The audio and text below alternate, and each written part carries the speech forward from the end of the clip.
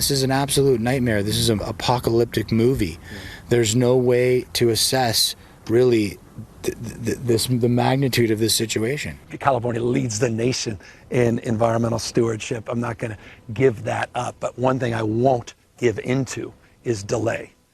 People in Southern California communities are returning to their homes and businesses only to find destruction.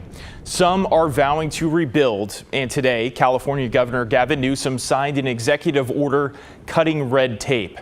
His office said rebuilding in the communities leveled by wildfires will be streamlined, suspending certain permitting and review processes.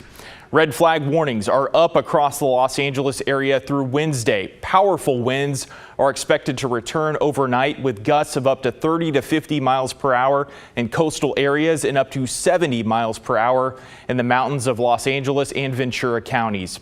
Evacuation orders have been expanded for the Palisades fire, which is still only 11% contained. Los Angeles County now investigating 24 possible fire-related deaths. At the Santa Anita racetrack in Arcadia, California, volunteers are running a huge distribution center.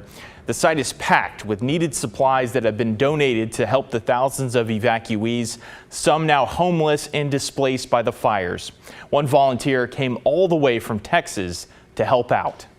I want to help because I think that all of our families, all of those brothers that lost their homes and others that are grieving, I think that be uplifted that they know that the community is getting together to help them. It's amazing how all these people come together and help.